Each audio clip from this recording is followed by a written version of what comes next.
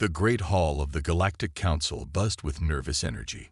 Hundreds of different species filled the circular chamber, their voices a mix of worried whispers and confused mumbles. At the center of the room, a hologram showed a blue and green planet spinning slowly in space. James Miller stood at the speaking platform, his hands slightly shaking as he faced the council. He was the first human to ever stand in this hall, though no one had invited him. His small research ship had accidentally crossed into council space 3 days ago, and now he found himself trying to explain humanity to a room full of aliens. As you can see from these historical records, James said, playing another hologram, humans have indeed fought many wars. The images showed scenes from World War II, filling the chamber with gasps of horror. But we've learned from each conflict. We've grown. The council leader, a tall being with silver skin, raised his hand for silence. Mr. Miller, he spoke in perfect English. Thanks to their translation technology, your species has killed more of its own kind in the last 1,000 years than the entire council has lost in 1,000,000 years of peace. James wiped sweat from his forehead. He knew this meeting wasn't going well. The council had detected his ship's experimental faster-than-light drive, the first successful human attempt at FTL travel. Instead of the celebration of first contact he'd hoped for, he found himself defending humanity's right to exist in galactic society. That's true, James admitted, but it's also why we value peace so much now. We've seen the worst of war, and that's exactly why we work so hard to prevent it. A representative from the peace-loving Lumini species stood up, her light-based body flickering with concern. "We've reviewed your internet records," she announced. "Your entertainment still glorifies violence. Your children play games simulating war. Your nations maintain armies. How can we trust such a species?" James looked around the room, seeing fear in many alien faces. He thought carefully about his next words. "Would you trust a recovering alcoholic to teach others about the dangers of drinking?" he asked. "Or would you trust someone who's never tasted alcohol?" The chamber grew quiet. James continued, "Humans understand war because we've lived it. We know its cost, not in textbooks or theories, but in real lives and real pain. That's why Earth hasn't had a global conflict in over 80 years. We're not peaceful because we're ignorant of violence. We're peaceful because we know exactly what we're avoiding." The council leader leaned forward. "Yet your species still has weapons that could destroy your entire planet several times over." "Yes," James agreed. "And every day, thousands of people work to make sure those weapons are never used. We keep them as a reminder, not a threat. Like keeping a photograph of a car crash to remember why we drive carefully." An older council member, his scales showing hints of gray, spoke up. "In my 1,000 years, I've never heard someone defend peace by talking about war." He sounded more curious than afraid. James smiled slightly. "That's because you've never met humans before. We learn from our mistakes. Every war taught us something. World War I taught us not to let alliances drag everyone into conflict. World War II taught us to stop aggression early. The Cold War taught us how to step back from the edge of destruction." The council chamber remained silent for several long moments. Finally, the council leader spoke again. "We will need time to discuss this. Humanity's capacity for violence cannot be ignored, but your perspective on peace is unique." James nodded, understanding their caution. As he stepped down from the platform, he noticed some council members looking at him with curiosity rather than fear now. It wasn't acceptance, not yet, but it was a start. As guards led him back to his quarters, James thought about Earth, about its long history of both war and peace.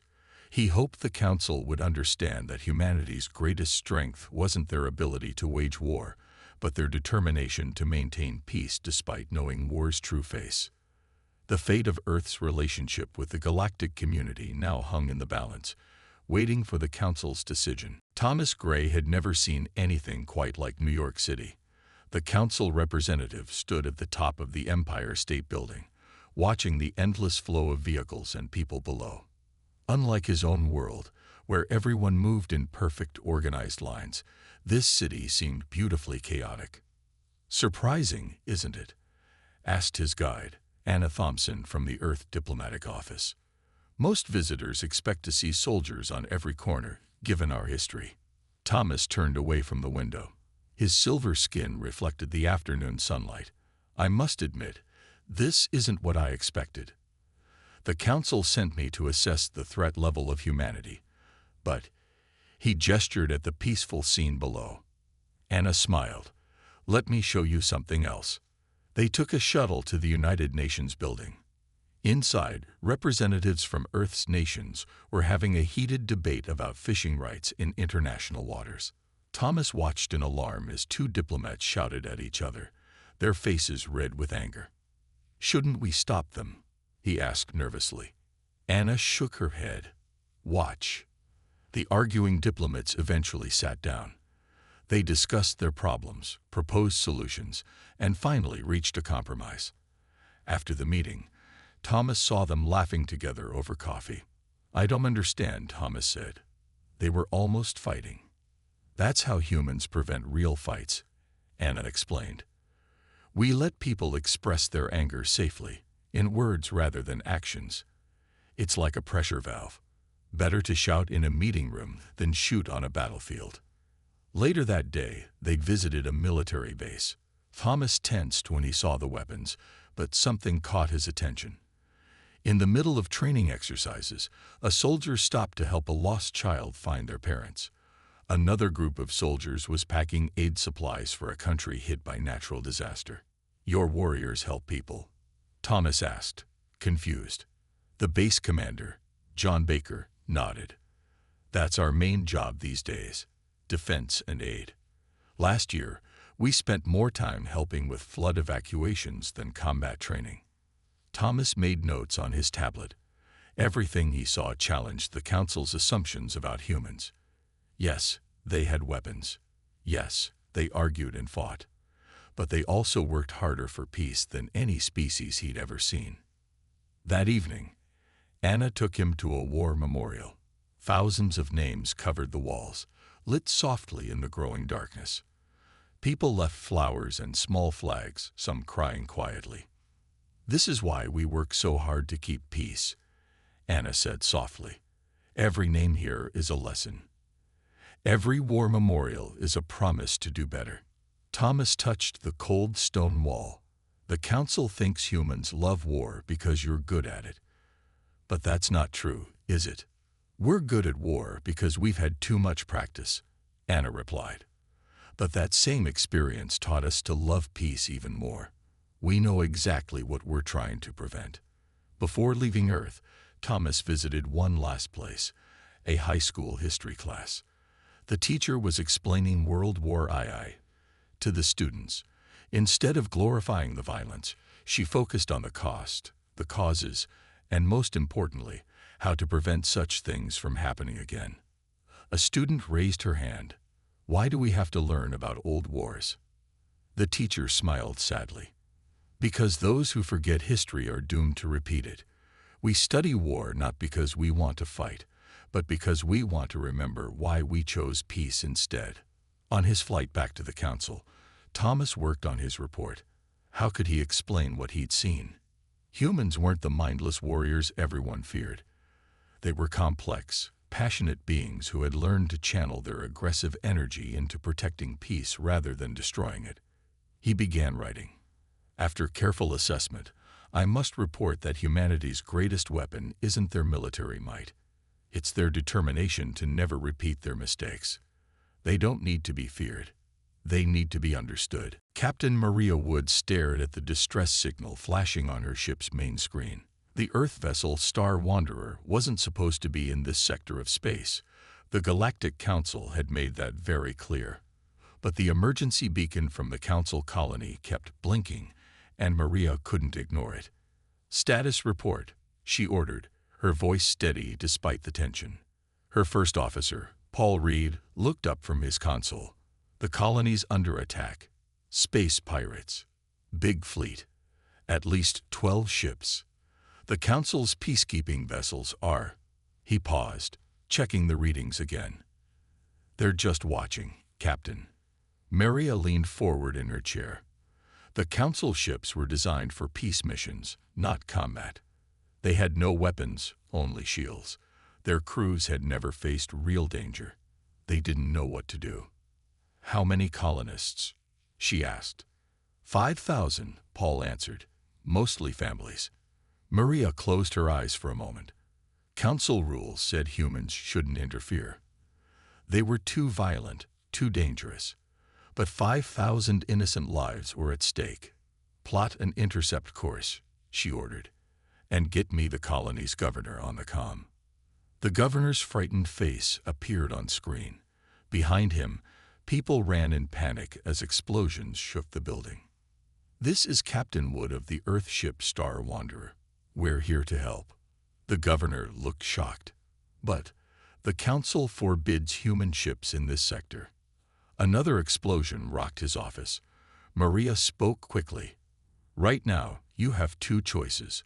Follow the rules and watch your people die, or let us help. Which will it be?" The governor nodded quickly. "Please, help us." Maria turned to her crew. "Battle stations. But remember, we're here to protect, not destroy. Minimal force, maximum effect." The Star Wanderer moved into position between the pirates and the colony. They were outnumbered 12-1, but Maria had a plan. She'd studied Earth's naval history, especially the tactics of smaller forces against larger ones. "Load the electromagnetic pulse missiles," she ordered. "Target their weapon systems only. And get me a channel to the pirate fleet." The pirate leader's face appeared on screen, hidden behind a dark mask. "Move aside, human. This isn't your fight." "You're threatening innocent people," Maria replied calmly. "That makes it everyone's fight." The pirate laughed. "One ship against 12. You're brave but stupid." Maria smiled slightly. "Maybe. But we're human. Being underestimated is something we're used to." She cut the transmission and turned to her weapons officer. "Fire the EMP missiles. Pattern Delta." The missiles shot out, following a complex pattern that confused the pirates' targeting systems. Before they could react, 3 of their ships lost power to their weapons. The Star Wanderer moved quickly, using the disabled ships as shields while launching more EMPs. Within 10 minutes, 8 pirate ships had lost their weapons. The remaining 4 turned to run. "Should we pursue?" Paul asked. Maria shook her head. "No. Our job was to protect the colony, not seek revenge. Let them go. They've learned their lesson." The Council ships finally approached, their crews amazed. The colony was safe. Not a single life had been lost. The Star Wanderer had won without destroying a single ship or taking a single life. As Maria wrote her report later that day, she thought about what this meant. The Council had feared human violence, but today they'd seen something different. They'd seen how human military experience could be used to protect peace, not destroy it. The colony governor's message arrived. "We were wrong about humans. You didn't fight because you love war. You fought because you hate it enough to stop it." Maria smiled as she read it. Maybe now the Council would understand. Sometimes the best peacekeepers were those who knew exactly what peace was worth protecting from. The Council's emergency meeting chamber was packed. Captain Maria Wood stood before them, her Star Wanderer's action report displayed on the giant screens behind her. Some Council members looked angry, others curious, and a few seemed impressed. "You broke our most important rule," the Council leader said. "No human military vessels in Council space." "I broke your rule to uphold your principle," Maria replied. "The protection of innocent life. Isn't that what the Council stands for?" An elderly Council member named Ben, known for his wisdom, spoke up. "Tell us, Captain, why did you use electromagnetic pulses instead of regular weapons? Your ship carries much more powerful arms." Maria stepped forward. "Because the goal wasn't to destroy the pirates, but to stop them. On Earth, we learned that the easiest victory isn't always the best one. Sometimes, showing mercy to your enemy today means having one less enemy tomorrow. She touched a control, and new images appeared on the screen. They showed the Star Wanderer's crew helping repair the colony's damaged buildings, treating the injured, and even sharing their food supplies with the colonists. "This is what human soldiers do," she explained. "We train for war so we can defend peace. Every human military member learns not just how to fight, but when not to fight." A younger council member stood up. "But the reports say you threatened the pirates. Isn't that aggression?" Maria smiled. "I gave them a choice. That's something we learned from our own history. Always give your opponent a chance to back down. The best victory is the one where nobody has to lose." The chamber buzzed with conversation. Thomas Gray, the council representative who had visited Earth, stepped forward. "I saw this on Earth," he said. "Their soldiers spend more time helping with disasters and keeping peace than fighting. They turn their warriors into guardians." "Exactly," Maria agreed. "Look at what happened at the colony. We disabled the pirates' weapons but didn't destroy their ships. We protected the colonists but didn't seek revenge. We showed strength but chose mercy." She brought up one final image, the Star Wanderer's crew sharing a meal with the former pirates they had captured, treating them with respect despite their actions. "This is humanity's real strength," Maria said. "Not our weapons or our tactics, but our ability to turn enemies into friends. We learned it the hard way through centuries of war. Now we use that knowledge to build peace." The council leader looked thoughtful. "You say humans make good peacekeepers because you understand war. Explain this paradox." "It's simple," Maria replied.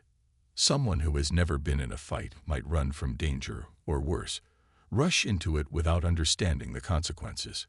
But someone who knows the cost of violence will do everything possible to avoid it, while still having the courage to act when necessary." She gestured to the images of her crew helping the colony. "This is what humans do. We don't just stop violence. We build something better in its place. Every conflict is an opportunity to create understanding.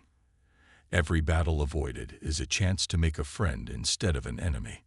The council chambers grew quiet as her words sank in. Finally, Ben spoke again. "Perhaps we were wrong to fear humanity's warrior nature. You've shown us that understanding war doesn't mean loving it.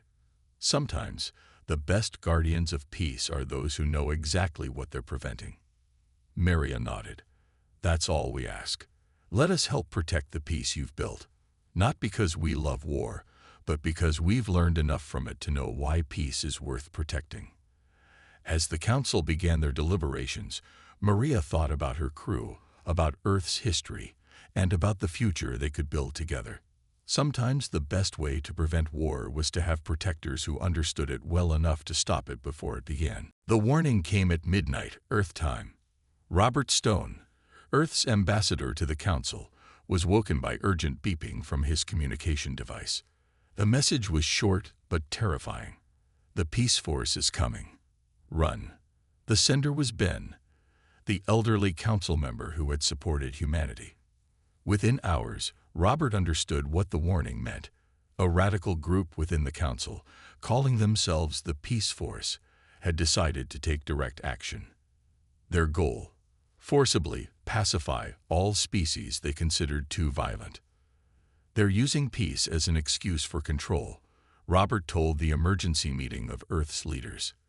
"They've already started on 3 other worlds, using mind control technology to remove all aggressive thoughts."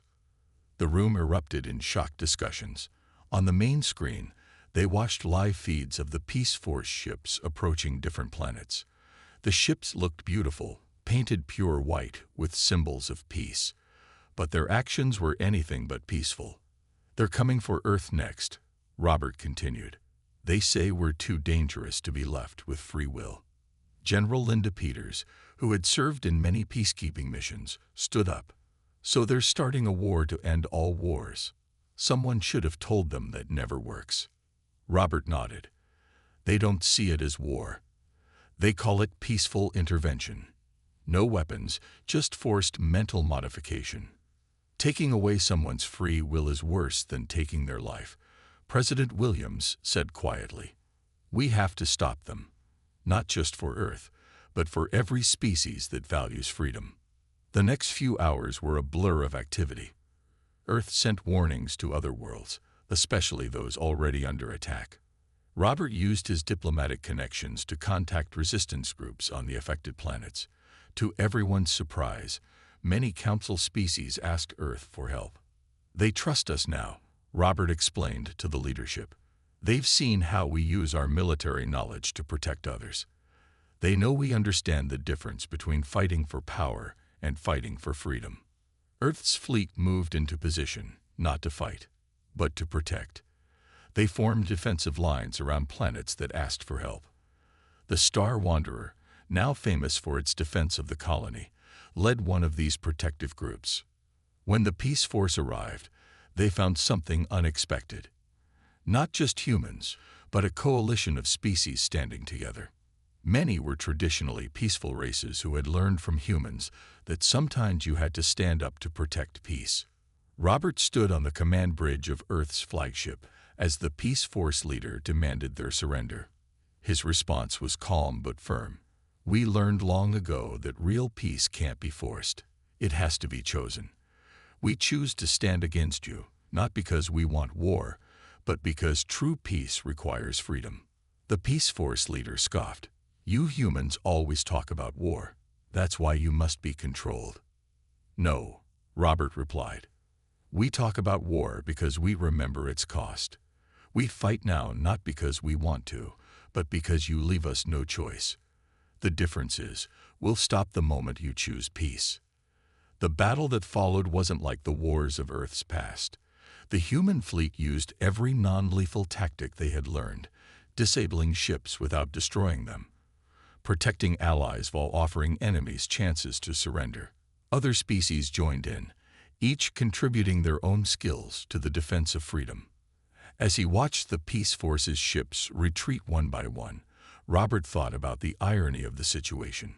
Humans, once feared as warmongers, were now leading the fight for true peace, not the artificial peace of forced compliance, but the real peace that comes from understanding, respect, and the wisdom to know when to fight and when to extend a hand in friendship. Ambassador Robert Stone walked through the damaged council chamber, his footsteps echoing in the unusual quiet.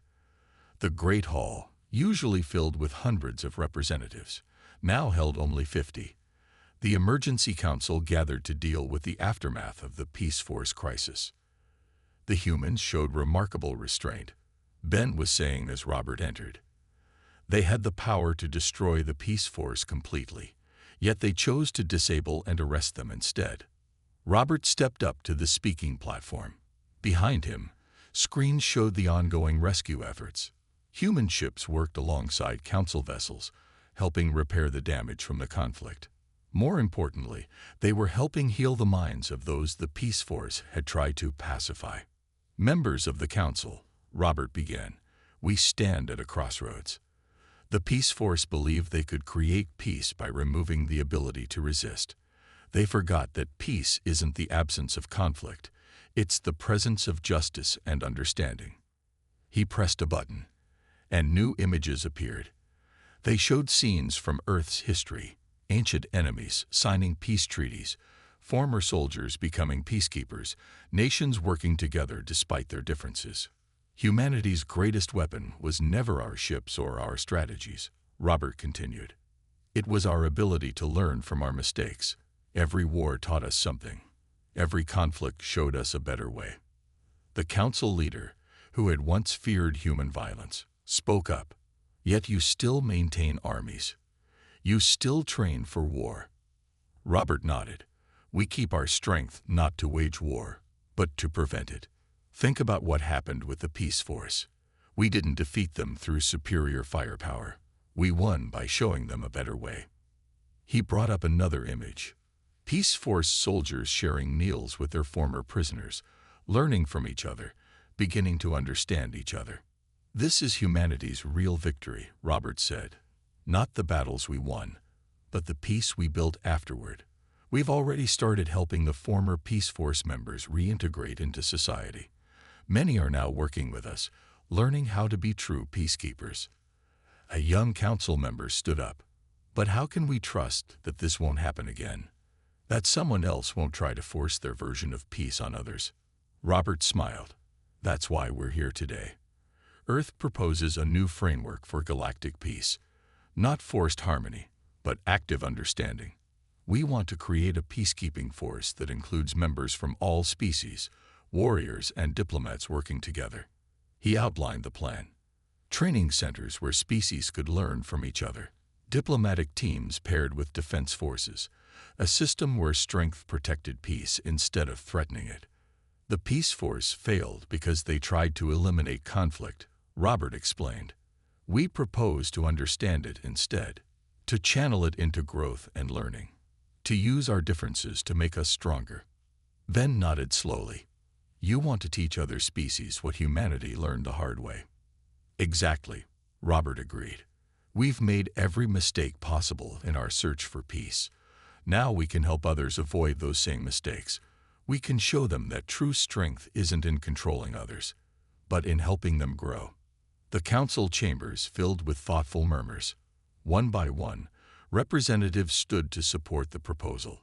Even former Peace Force worlds, seeing the wisdom in this balanced approach, added their agreement. As Robert watched the council vote to accept Earth's proposal, he thought about how far they'd come. From being feared as violent warriors, humans had become teachers of true peace, not because they were naturally peaceful, but because they understood both conflict and reconciliation. Sometimes, he said quietly, the best way to prevent war is to remember exactly why you want peace instead. 5 years had passed since the Peace Force crisis. James Miller, the historian who had first encountered the council, stood once again in the Great Chamber. But this time, everything was different. The chamber now held representatives from twice as many species as before. Some were former enemies, now working together. Others were new members, drawn to the council's reformed approach to peace. In the center of the room, a new symbol showed a shield protecting an olive branch, humanity's contribution to galactic imagery. Looking back, James began his speech. It's almost funny. The council's original fear was, please, don't let humans wage wars. They were so afraid we would spread violence across the galaxy. Gentle laughter filled the chamber. Even the council leaders smiled at the memory of their old fears. Instead, James continued, we taught the galaxy something different, not how to fight. You all knew how to do that already. We taught you how to stop fighting, how to turn enemies into friends, how to build peace that lasts. On the massive screens around the chamber, images showed the changes of the past 5 years. The new combined peacekeeping force, where humans trained alongside other species. The Galactic Aid Response Teams, using military efficiency to help planets hit by natural disasters. Former Peace Force members working with their old enemies to protect frontier colonies. Captain Maria Wood, now Admiral Wood, stepped up next to James. Her Star Wanderer had become the model for a new class of ships. Not warships, but peacekeeping vessels equipped to handle any crisis without unnecessary force. 5 years ago, she said, we used human military experience to stop pirates and save a colony. Today, we use that same experience to prevent conflicts before they start. Our ships carry medical supplies alongside their defensive weapons. Our crews are trained in diplomacy as well as tactics. Thomas Gray, who had once assessed Earth as a threat, now served as head of the Council's Cultural Exchange Program. We feared humans because they understood war, he added. Now we thank them for teaching us to understand peace. In the audience, Robert Stone washed with pride. The diplomatic framework he had proposed had grown into something greater than anyone expected. Species that once feared each other now work together, learning from their differences instead of fighting over them. But our greatest achievement, James continued, isn't in what we built, it's in what we prevented. In 5 years, not a single council world has experienced war, not because we forced them to be peaceful, but because we showed them a better way. He brought up one final image: a group of children from different species playing together at one of the new exchange schools. "This is real peace," he said, "not enforced by weapons or mind control, but grown through understanding and respect." The chamber erupted in applause. As it died down, the council leader rose to speak. "5 years ago, we told humans, please, don't let humans wage wars. Today, we say something different. Thank you, humans, for teaching us true peace." Later, as James walked through the council's memorial garden, he found a new monument. It showed an earth dove carrying an alien olive branch, with words written in every council language. The English version read, "Peace is not the absence of conflict, but the presence of understanding." He smiled, thinking of how far they'd come. Humans had entered galactic society feared as warriors, only to become its greatest teachers of peace, not because they were naturally peaceful, but because they had learned the hardest lessons about war and peace, and were willing to share that wisdom with others. The galaxy had asked humans not to wage wars. Instead, humans had taught the galaxy how to wage peace.